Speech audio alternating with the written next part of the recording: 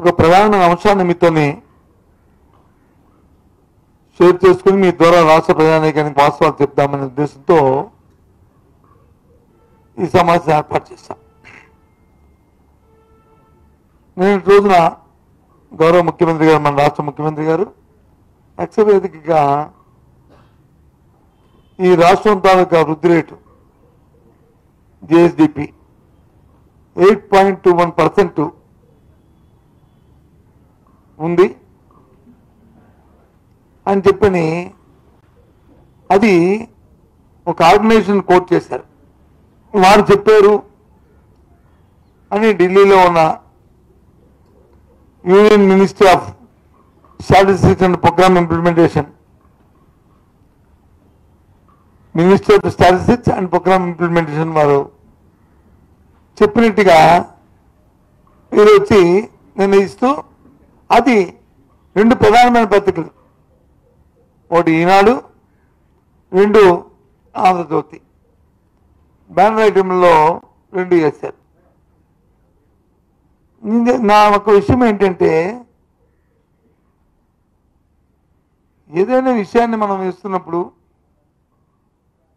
అది వాస్తవం ఎంత ఉంది అనే దాన్ని కూడా చిన్న విశ్లేషణ ఆఖరిలో కొంత పెడితే ప్రజలకి కన్ఫ్యూజ్ ఉండదు. లేకపోతే నిజమే కాలా అనుకునే ఫీల్ గుడ్ ఫ్యాక్టర్లో ప్రజల్ని మభ్యపెట్టడం అనేది జరుగుతుంటుంది. 8.21% వస్తే సంతోషమే, మేమేమీ దానికి వ్యతిరేకం కాదు. కానీ వాస్తవికత ఏది? అది భారతదేశంలో 2వ స్థానంలో ఉన్నదని, మొదటి స్థానం వచ్చి తమిళనాడు ఉన్నదని.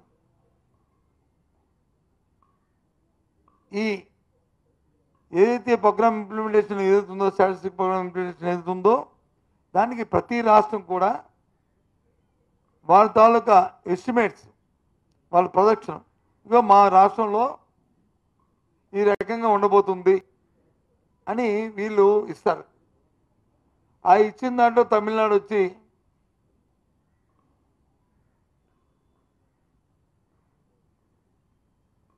9.69% వాళ్ళు ప్రొజెక్షన్ ఇచ్చారు. అలాగే ఆంధ్రప్రదేశ్ వచ్చి 8.21% ఇచ్చింది. అలాగే పుదుచ్చేరి వచ్చి 7.96% ఇచ్చారు. అలాగే అస్సాం వచ్చి 7.9% ఇచ్చారు. అలాగే రాజస్థాన్ వచ్చి 7.82% ఇచ్చారు. అలాగే ఒక రాష్ట్రం పంజాబ్ వచ్చి 5.95%. అలాగే ఒక రాష్ట్రం ఇచ్చింది. ఇంకా కొన్ని రాష్ట్రాలు యూపీ, కేరళ, బీహార్, గుజరాత్, ఢిల్లీ, ఈ రాష్ట్రాలు అసలు ఇవ్వలేదు ఇంకా వాళ్ళ ఎస్టిమేట్స్. అంటే ఏంటి? మనం చెప్పిన లెక్కలకి మన రాష్ట్ర ప్రభుత్వం వీళ్ళు ఇస్తున్నా వీళ్ళు ఎస్టిమేట్ ఈ రకంగా ఉండబోతుంది అనేది. దాన్ని ఏ రకంగా సృష్టించాయి? భారతదేశంలో 2వ స్థానంలో ఉన్నదని ఉండాలని భారతదేశ ఆంధ్ర రాష్ట్ర పౌరుడిగా నేను కోరుకుంటాను. కానీ వాస్తవికత ఏది? ఎగ్జాంపుల్ తమిళనాడు తీసుకుందాం. తమిళనాడు 9.69% ఇచ్చిందంటే కారణం ఏంటి? వాళ్ళకు వస్తున్న రెవెన్యూస్, వాళ్ళ ఓన్ రెవెన్యూస్ 10.64% వాళ్ళ ఓన్ రెవెన్యూస్ ఉన్నాయి. మన ఆంధ్రప్రదేశ్ ఎంత ఉంది? కాబట్టి వాళ్ళు వచ్చి 9 వస్తుందని వాళ్ళ ఎక్స్పెక్టేషన్ వాళ్ళు ఇచ్చారు. ఆంధ్రప్రదేశ్ ఎంత ఉంది? 2.69% ఉంది. ఇది వాస్తవం కాదా? ఇది అబద్ధమని చెప్తుంది. మీరు చెప్పిన లెక్కలే కదా. ఇంతేకాదు, అదర్ ఇన్కమ్ చూసుకుంటే సుమారు 32% మైనస్లో ఉంది.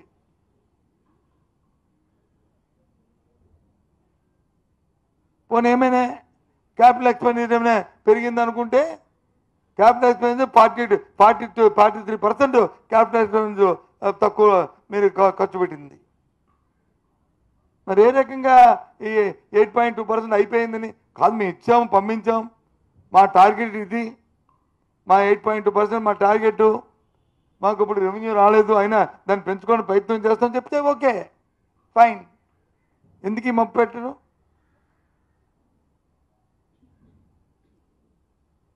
దానికి వచ్చి చక్కలు గుద్దుకొని ఓ అని తందానంటే తాను తందాను అనుకొని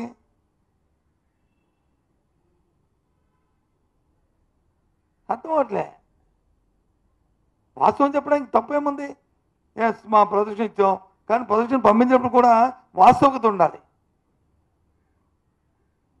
నీకు రెవెన్యూస్ వచ్చి ఓన్ రెవెన్యూస్ వస్తుంది 2.69% వచ్చినప్పుడు హౌ కెన్ అచీవ్ 8%కి వెళ్ళగలుగుతావు? సింపుల్ లాజిక్ కదా. మన ఆస్తులు పెరగాలంటే మనకు ఆదాయాలు పెరగాలి. ఆదాయం పెరగకుండా ఎలా పెరిగిపోతాయి? ఏమైనా ఇదంటే బ్రహ్మ పదార్థం వినొద్దా? పాతాళ పేరు మంత్రం అనేది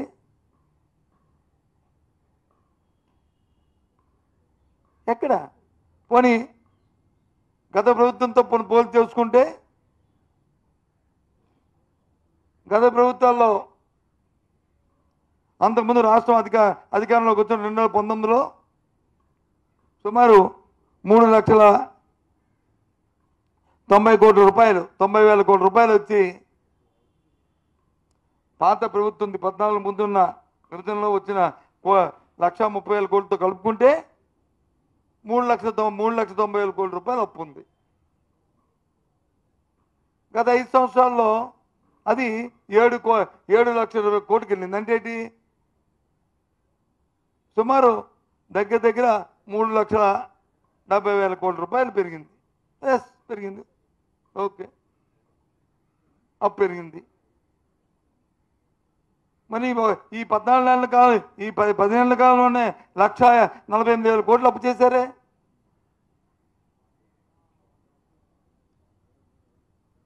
యావరేజ్గా అక్కడ చూసుకుంటే సంవత్సరానికి వచ్చే 70,000 కోట్లు లోపు వెళ్తే 10 నెలల కాలంలోనే 1,54,000 కోట్లు అప్పు చేసి ఏ రకంగా జీడిపి పెరిగిందని నేను చెప్పి పంపించాము. మా ప్రొజెక్షన్ ఇది, హెచ్చుకోవడానికి ప్రయత్నాలు చేస్తాము, మా రెవెన్యూస్ రాలేదు, పెంచుకోవడానికి ప్రయత్నాలు చేస్తాము అని చెప్తే పర్వాలేదు, అయిపోయింది. ఓటు అని దానికి వచ్చి తందానంటే ఓ పక్క వచ్చి మిగతా మళ్ళీ ఓ పక్క వచ్చి మంత్రులు వచ్చి అరసాలు, ఇంకోళ్ళు వచ్చి దానికి ఇంకోటి. ఎందుకు ఇలాంటివన్నీ? ఈ ఫాల్స్ స్టేట్మెంట్, ఫాల్స్ ప్రెస్టేజ్లు, దానివల్ల ఉపయోగం ఏంటి? నేను చెప్పిన లెక్కలు నేను తప్పున్నా చెప్పనండి. రేపు ఉదయం ప్రెస్ కాన్ఫరెన్స్ పెట్టి చెప్పనండి. నేను స్టేట్మెంట్ కూడా రిటర్న్ స్టేట్మెంట్ కూడా మీకు ఇస్తాను. ఒకవేళ ఏమైనా నేను చెప్పేదని కూడా ఇస్తాను, ఇప్పుడు వాయిస్తో కాకుండా.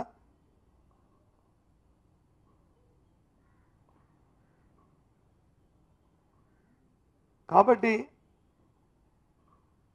దయచేసి ప్రభుత్వం పెద్దలు వాస్తవ దగ్గరగా ఉండాలి. అలాగే చెప్పారు మీరు, అధికారం రావడానికి సూపర్ 6 సూపర్ 7 అన్నారు. ఇప్పుడు సూపర్ 6 లేదు, 7 లేదు.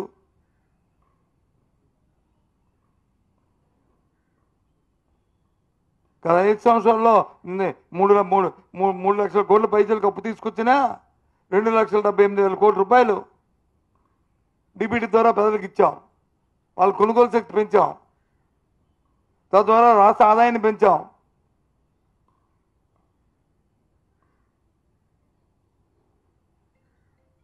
కానీ కనిపించలే. రేపు రేపు రేపు రేపు రేపు రేపు అనుకొని వస్తున్నాయి పథకాలన్నీ కూడా. 1,000 రూపాయలు తప్ప ఏమిచ్చా చెప్పమనండి. లాస్ట్ ఇయర్ సాలరీ ఇచ్చామన్నారు, అది కూడా ఆఖరిలో వచ్చినప్పుడు వచ్చి 80% ఇచ్చారు, ఇంక 20% ఇవ్వలేదు.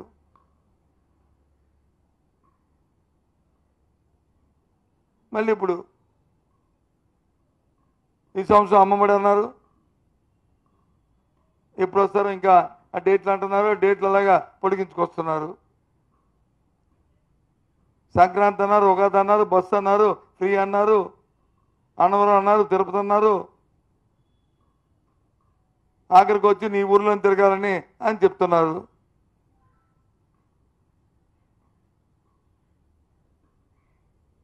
ఇవాళ పత్రిక చూసి నేను ఆశ్చర్యపోయాను. నిన్న ఆ ట్విట్టర్లో చూసిన నేను కూడా దానికి పెట్టాను. అందుకే నా బాధ్యత ఈ రాష్ట్రంలో ఒక ఒక ఒక ప్రధానమైన ప్రతిపక్ష పార్టీకి ప్రాతినిధ్యం వహిస్తూ లీడర్ ఆఫ్ అపోజిషన్ ఉన్నప్పుడు వాస్తవ విషయాలు ప్రజలు చెప్పాల్సిన బాధ్యత మాకు ఉంది. మబ్బు పెట్టకూడదు. ప్రజలు నిజాలు తెలియాలి. అందుకే మీ ముందుకు వచ్చి ఇవాళ ఈ విషయాన్ని మీతో షేర్ చేసుకుంటూ మీతో పాటు రాష్ట్ర ప్రధానికాన్ని చెప్తున్నాం. ఇది రాష్ట్ర ప్రభుత్వం ఇచ్చిన ప్రొజెక్షన్స్. ఇంకా ఇది ఇచ్చిన తర్వాత ఇవన్నీ మళ్ళీ రివిజన్ జరుగుతుంది. ఈ రివిజన్ అయిన తర్వాత మా యాక్చువల్స్ ఏమో చూసుకుని అప్పుడు జీడిపిని అప్పుడు ఈ రాష్ట్రం పలానా సోయన్సోయర్కి ఎంత జిఎస్డిపి వచ్చింది, గ్యాస్ డొమెస్టిక్ ప్రొడక్షన్ వచ్చిందని చెప్పి వాళ్ళు అనౌన్స్ చేస్తారు.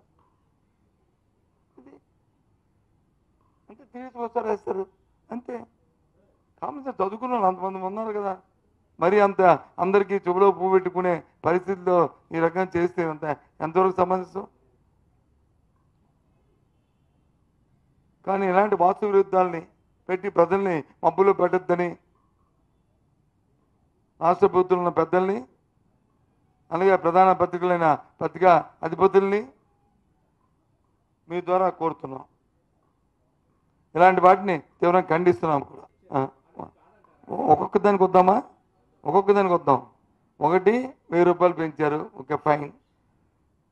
మేము 3 సంవత్సరాలు పెట్టిందని 4 సంవత్సరాలు పెట్టిందన్నారు. మేము ఎన్నికల్లో అయిపోయినట్టు చెప్పాం. దీన్ని పైగా సంవత్సరానికి 250 రూపాయలకి పెంచుకెళ్తున్నాము. దాని ప్రకారం పెంచాం. మీరు చెత్త పన్ను వచ్చి తీసారా? చెత్త పన్ను తీసారు, చెత్త వచ్చి వీధిలాంటి ఉంచారు. వీధిలాంటి చెత్త ఎక్కడ ఉంది? ఇప్పుడు ఎంత ఉంది? లక్షల టన్నులు ఉంది. ఎందుకు ఉంది? చెత్త పన్ను తీయడం కాదు, చెత్త ఎత్తడం నేర్చుకోవాలా, నేర్పించాలా. ఆ స్థానిక సంస్థలు దాని గురించి ఆలోచన చేయాలి. పన్ను తీసినప్పుడు ప్రత్యేకం ఆలోచించాలి కదా. పన్ను తీసినప్పుడు ప్రత్యేకం ఆలోచించకపోతే ఏంటి? మీ ఇంటి ముందు చెత్త ఎంత ఉందో మీ ఆమెను అడిగి మీ ఇంట్లో ఆడవాళ్ళని చెప్తారు. ఎక్కడ చెప్తారు? ఎప్పుడు చెప్తారు? వెళ్ళి అదే 90 లక్షలు మొన్న నేను కౌన్సిల్ అడిగిన తర్వాత మొదలుపెట్టారు. నేను కౌన్సిల్లో వాళ్ళు కూడా ముందు మీరు దీన్ని చెత్త ఎత్తడం తెలుసుకోండి, చెత్త పన్ను తీసామని కాదు, చెత్తను ముందు తీయమని అని చెప్పాను. ఏంటి వచ్చింది? మరి ఇంక మూడోది ఏంటి చెప్పు నువ్వు? అన్న క్యాంటీన్లకి అన్న క్యాంటీన్కి 1000 కోట్ల రూపాయలా? అన్న క్యాంటీన్లు వచ్చి అన్న క్యాంటీన్ లాంటివి 100 చేసింది రాజశేఖర జగన్మోహన్ రెడ్డి ప్రభుత్వం. ఇవాళ మొత్తం ఏ స్కూల్కి వెళ్ళినా 4 పెట్టి ఏ పిల్లలు చూసుకున్నా ఈ రాష్ట్రంలో వచ్చి ఆరోగ్యం కోసం ప్రతి జిల్లాని ఒక ఎసెట్ క్రియేట్ చేసి పేదవాళ్ళకు విద్యార్థి పేదవాళ్ళు ఉండరా చూడండి. మరి ఏబిఎన్ నెలకొందంటే గో ఎప్పుడైనా మనిషికి వచ్చి వారి తాలూకా కొనుగోలు పనిసి రాజశేఖర గారు చెప్పేవారు, చెయ్యి పట్టేవాడిగా ఉండకూడదు, చెయ్యి పెట్టేవాడిగా ఉండాలి. చెయ్యి పెట్టేవాడిగా ఉండాలంటే వాడికి ఆదాయాల తాలూకు మనల తాలూకు పరిస్థితిని పెంచాలి, వాడికి అవకాశాలు పెంచాలి. అంతేగాని చెయ్యి పట్టుకుని ఎప్పుడు కూడా ఆ పరిస్థితి ఉండకూడదని చెప్పి స్వర్గీయ రాజశేఖర గారు చెప్పారు. ఇది ఆ పరిస్థితుల్లో వాడిని ఉత్తీర్ణ చేయాలని ఆ స్కూల్స్లో వచ్చి ఉచిత భోజనం మరి మధ్యాహ్న భోజనంలో ఎంత ఇంప్రూవ్మెంట్ చేసి పిల్లలు చదువుకోవడానికి ఇంగ్లీష్ మీడియం పెట్టి వాళ్ళు దేశ విదేశాలు ఎక్కడికి వెళ్ళినా సరే బ్రహ్మాండంగా ఉండాలని, దాంతోపాటు ఆరోగ్యాన్ని ప్రత్యేకమైన తీసుకుంటూ ప్రతి జిల్లాలో ప్రతి జిల్లా కేంద్రంలోనూ వచ్చి గవర్నమెంట్ హాస్పిటల్స్ని గవర్నమెంట్ మెడికల్ కాలేజీలు పెట్టి సూపర్ స్పెషాలిటీ పెట్టి, అంతేకాకుండా ఆరోగ్యశ్రీకి సంబంధించిన 3000 డబ్బుల వరకు పెంచి ప్రతి కార్యక్రమాన్ని చేసుకొచ్చిన ఈ ప్రభుత్వం. విద్యా వైద్యం ముందు ముఖ్యం పేదవాడికి, ఆ కార్యక్రమం చేసింది గత ప్రభుత్వం. అన్న క్యాంటీన్లు పెట్టాము. అన్న క్యాంటీన్ ఎక్కడ ఇది పెట్టారా? మీరు ఎక్కడ పెట్టారా అన్న క్యాంటీన్లు? నిండారా నిండారా అన్ని మున్సిపాలిటీలు పెట్టారా? అన్ని మీద పెట్టి చెప్పండి. ఏంటి మేము సహకరించే మా అధికారం ఉందా? మేము సహకరించ మేము వద్దని మానేస్తారా? ఇప్పుడు మేము వద్దని మానేస్తుంటే మానేస్తారా? మా పాలసీ మా విధానం అది కాదు, అందుకు మేము ఆ రోజు మేము చెప్పలేదు. ఎస్ చెప్తున్నా, మా విధానం మాది, ఆ రోజు మా విధానం మాది. మీరు ఇవాళ మరి ప్రభుత్వ కళాశాలను తీసుకొని ప్రైవేటిజం చేస్తూ పేదవాడికి వచ్చి వైద్యం అందరికీ చేస్తున్నారు కదా మీరు. పేదవాడు ఎక్కడైనా వైద్యం అందుతుందా? పేదవాడు చదువుకునే పరిస్థితి వస్తుందా? జరుగుతున్నాయా? చెప్పండి. నేను ఉదయం ఒక చిన్న ఎగ్జాంపుల్ చెప్తాను, నా ప్రాక్టికల్ ఎగ్జాంపుల్. ఒక నాయకుడు వచ్చాడు నా దగ్గరికి, మా నాయకుడు, సార్ ఒక హాస్పిటల్కి వచ్చి పేషెంట్ వెళ్ళిందండి, కార్డిక్ ఉంది, యాంజియోగ్రామ్ చేయాలి, దయచేసి బెడ్ ఇవ్వట్లేదు ఒకసారి చెప్పండి అని చెప్పారు. చెప్తే వెంటనే ఫోన్ చేశాను, మీరు చూడమ్మా వచ్చారు, కొద్దిగా సో పేషెంట్ ఎక్కడ ఉన్నారంటే పలానా ఐసీడీ వెయిట్ చేస్తానంటే కొద్దిగా ఇవ్వండి. సార్ ఆరోగ్య పేషెంటా నా పేమెంట్ పేషెంటా? First question sir. ఎందుకు వేసాను? ఆరోగ్య అయితే కష్టమండి. లేదమ్మా పేమెంట్ పేషెంట్ అంటే అయితే నేను చూసుకోవడం సార్. ఇది పరిస్థితి రాష్ట్రంలో, ఇది ప్రాక్టికల్గా జరిగింది. నేనేమి ప్రెస్ మీట్ కోసమే ఎవరినో వేరే చూపెట్టడానికో విమర్శించడానికో చెప్పిన విషయం కాదు. పేరుతో చెప్పండి, పేరుతో కూడా చెప్తాను, చెప్పడం భావ్యం కాదని మానేస్తా. ఇదే ఇవాళ రాష్ట్రంలో పరిస్థితి. ఆరోగ్యం అంటే బెడ్ లేదు, జాయిన్ లేదు, అది వాస్తవాలు. అవి ఇలాంటి పరిస్థితి ఎప్పుడైనా చూసామా మన రాష్ట్రంలో 20 సంవత్సరాల నుంచి? ఇవాళ ఆ పరిస్థితులు ఉన్నాయి. మరి దాన్ని పైపెచ్చు 8.21 వచ్చి గ్రోత్ రేటు ఏంటిది? ఎందుకు ఇది ఈ డమ్మకాయలు? మేము ప్రాజెక్ట్ ఇచ్చాము అని చెప్పొచ్చు కదా. మళ్ళీ ఆయన నోటితోనే భారతదేశం 2వ స్థానం. ఏంటి భారతదేశం 2వ స్థానం. మళ్ళీ అదే పేపర్లు వేశారు, ఏ రాష్ట్రం ఎంతంత ప్రాజెక్ట్ ఇచ్చిందో. కొన్ని రాష్ట్రాలు ఇవ్వలేదు.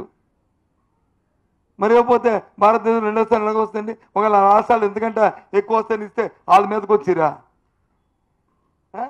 అప్పుడు ఎలా వస్తాయండి?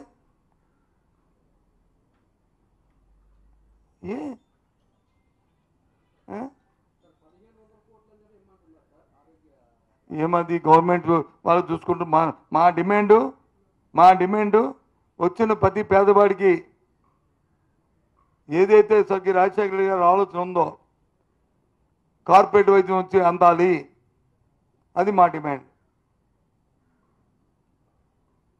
1000 కోట్లు ఇస్తారా, 1500 ఇస్తారా, 5 కోట్లు ఇస్తారా, లేకపోతే వాళ్ళు ఒప్పించుకొని బతిమాలుకొని చేస్తారా?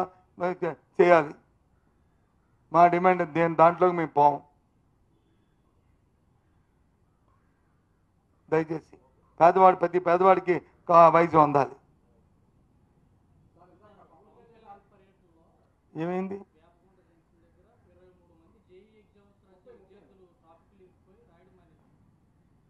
ఎందుకు? అయ్యో నాకు తెలియదు ఆ విషయం. అయ్యో పాపం కదా.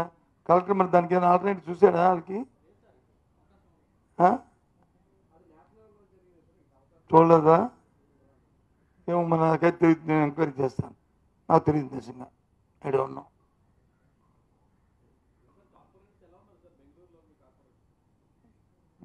భీమిలో లెగమన్నారు, నీకు తెలుస్తుంది కదా. ఆ లెగమన్నారు చెప్తే బెంగళూరు లెగమన్నారు చెప్తాను. నేను భీమిల్లో మీ ఫ్రెండ్స్ లెగమన్నారు చెప్తే నేను బెంగళూరు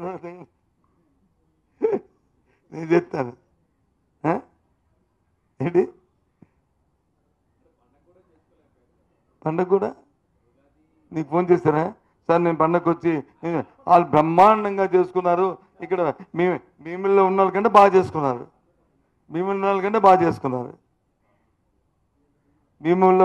బాగా చేసుకున్నారు. ఏమి కనుక్కో, తెలుస్తుంది. నీకు తెలుసు కదా అన్ని. నాతో ఏం చెప్పిస్తావు నువ్వు? నాతో ఏం చెప్పిస్తావు? తెలిస్తే వాస్తవం తెలిసినప్పుడు మనము కాదనకూడదు. నా స్టైల్ తెలుస్తుంటే తెలుస్తాం. ఎస్ తప్పు ఏదో తప్పు, నిజమైతే నిజం అని చెప్పేస్తాను. అంతేగాని అది కాదు ఇది అని చెప్పను. విశ్వాస తీర్మానం అయిపోవడం ఏంటి, రావడం ఏంటి, బెంగళూరు నుంచి రావడం ఏంటి? పని ఎంతవరకు అయితే అంతవరకు. నేను తెలుసు, నీకు తెలుసు కదా చట్టం నీకు తెలియకపోతే చట్టం ఏంటి అడిగి చెప్తాను. ఆ సంగతి నీకెందుకు? చట్టం నీకు తెలుసు కదా, ఆ చట్ట ప్రకారం.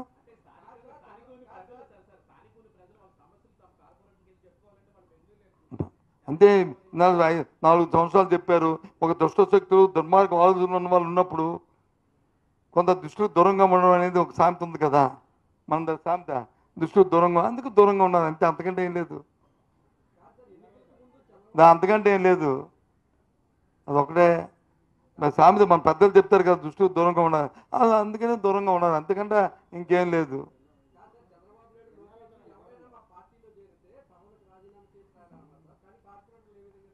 అదే రాజకీయం, అదిగే రాజకీయం తాలూకా ఫండమెంటల్. అవన్నీ నేను అంతవరకు వెళ్ళను. నేను అంతవరకు వెళ్ళను బస్సు.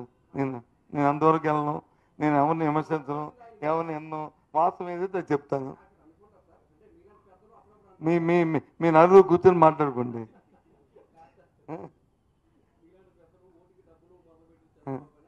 ఏం చెప్పి ఎలాగైపోయాయంటే రాజకీయాలు, చెప్పింది ఒకటి చేస్తుంది ఒకటి.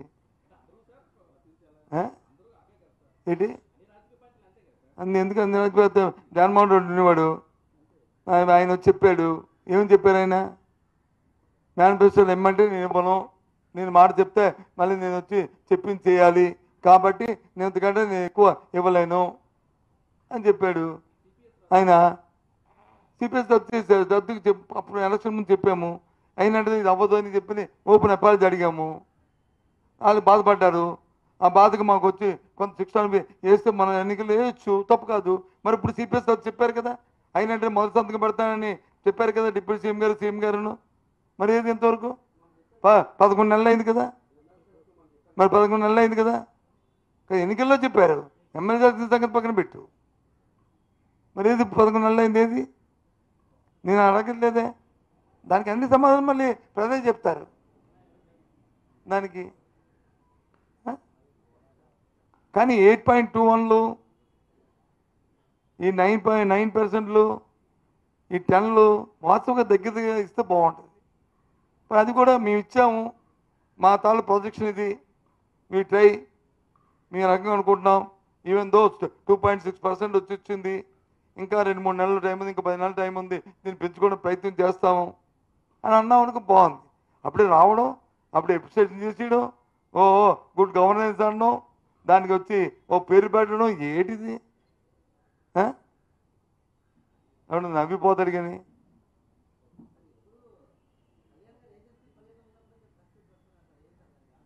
కళ్యాణ్ గారు నాకు తెలియదు, ఎప్పుడు పెట్టాను నేను. ఆయన ఎప్పుడు లేదు, ఇంతకుముందు ఎప్పుడు వెళ్ళారు ఏంటి? ఇంతకుముందు వచ్చారు పర్యటన కానీ నాకు తెలియదు. నిజంగా నాకు తెలియదు, తప్పు. నేను దాంట్లోకి వెళ్ళను, నాకు ఆయన వెళ్ళేది కూడా తెలియదు. నేను ఫాలో అవ్వట్లేదు, నాకు ఇదే పని. నేను ఎందుకంటే ఈ 2 పేపర్లో వచ్చి చూశాను, ఇందులో 8.21% అని. మరి ఆయన ఏజెన్సీ పర్యటన ఎక్కడ లేదు అందులో. జిల్లా పేజీలు వేస్తారు పెద్ద ఆయన వెళ్తే. మరి ఆ రకంగా ఉంది మీకు కదా. ఆయన అంత కించపరిచి మీరు ఇది ధర్మ చెప్పు. ఆయన జిల్లా పేజీలు వేస్తారా? ఇలాంటి ఫాల్స్ న్యూస్ వచ్చి మాత్రం ఫ్రంట్ బ్యాన్ రైటింగ్లు వేస్తారా? ఈ ధర్మ చెప్పండి. ఇంత విచక్షణ చెప్పండి. సీఎం గారు ఫాల్స్ న్యూస్ వచ్చి బ్యాన్ రైటింగ్ వేశారు, డిప్యూటీ సీఎం గారు పర్యటన వచ్చి జిల్లా పేజీలో అది లోన్ వేస్తారు. ఇది మరి అది మీ విశేషంగా వదిలేస్తాం, మాకు సంబంధం లేని విషయం. మీరు అడిగారు కాబట్టి చెప్పాను, కానీ నాకేం సంబంధం లేదు, నాకు సంబంధం లేదు.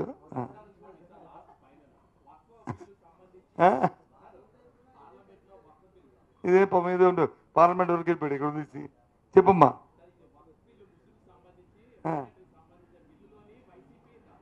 ఎక్కడ డబల్ స్టాండ్ మేము తీసుకోలేదే, ఎక్కడ డబల్ స్టాండ్ తీసుకున్నాం? లోక్సభలో వ్యతిరేకించాం, రాజ్యసభలో వ్యతిరేకించాం. వ్యతిరేకించాం, ఇప్పింది జారీ చేయాలా? ఉన్న నలుగురికి మాకు ఇప్పేందుకు? ఆయన ఆయన వచ్చి ఎవరు మా రాజ్యసభ మెంబర్ ఒక ఉన్నాడు, ఆయన వచ్చి ఆయన ఆయన కార్పొరేటర్ ఆయన వచ్చి ఇదే ఒక ఎగ్నిస్ట్గా ఓటేశారు, మా రాజ్యసభ చెప్పారు కదా, ఓటేశారు, ఆయన మీద చర్య తీసుకుంటాం. అంతే కదా. ఇది ఓపెన్గా చూసిన దానికి ఇంకా ఇప్పింది నలుగురు ఆ బోర్డు మీద కనిపిస్తాయి కదా, ఎవరు వేస్తారు ఎవరు లేదు. మా సుబ్బారెడ్డి గారు చెప్పారు కదా, మా నాయకుడు ఆయన ఎగ్నిస్ట్గా ఓటేశాడని. ఇంకే దానికి ఇంకేంటి ఆత్మప్రబోధం? దీనికే ఆత్మప్రబోధన, సొంత ప్రబోధన, సొంత ప్రబోధన. మీ తాలూకా లాబీకి దేనికో ఆయన ఇదే ఉంటాడు, వేసి ఉంటాడు. న్యాచురల్గా ఉంటుంది కదా, న్యాచురల్గా పార్టీ నిర్ణయాలు తీసుకుంటాయి కదా, తప్పే ఉంది. ఇంకేమున్నాయా? అంతేనా? భీములలో బాగున్నారా? వాళ్ళందరూ బాగున్నారు, హ్యాపీ. మేము నాకు తెలియదు, నువ్వే చెప్పదా, నేను అనలేదు.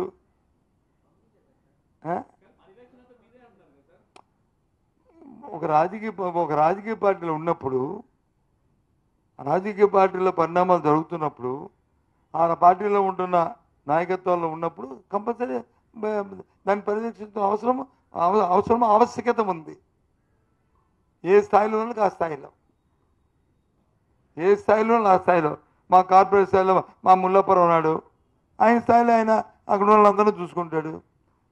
ఎందుకంటే ఒక బీసీ మీ యాదవ్ మహిళలను వచ్చి దింపేస్తానంటే, అమ్మమ్మో నా సామర్థ్యం చెందిన వాళ్ళు నా మహిళను దించేస్తే, నా సోదరుని దించేస్తే అన్యాయం కదా, ఏమయ్యారా మిగతా సోదరులు అందరూ అని ఆయన ఆపేస్తున్నాడు. తప్పు కాదు కదా, అది ఆయన స్థాయి. అలాగే మా రవిబాబు ఎమ్మెల్సీ గారు ఆయన స్థాయి, ఆయన నరేంద్ర బాబు ఆయన స్థాయి, ఆయన మా కేకే రాజు గారు మా ఇన్ఛార్జి ఆయన స్థాయి ఆయన. అలాగే నా స్థాయిలో నేను, నాకు ఈ జిల్లా నుంచి అవకాశం ఇచ్చారు, ఎమ్మెల్సీగా ఎన్నికయ్యాను, వెళ్ళబోయాను, పార్టీలో బాధ్యత ఉన్న వ్యక్తిని. నా స్థాయిలో నేను, దానికి మమ్మల్ని దీనికి ఏమీ ప్రత్యేకత ఏమీ లేదు. ఒకరికి వచ్చి కిరీటం కాదు, ఒకరు వచ్చి ఇది కాదు, అందరూ ఒకటే ఈక్వల్. కానీ ఇలాంటి మాత్రం వద్దండి బాస్, చెప్పండి మీ యాజమాన్యానికి.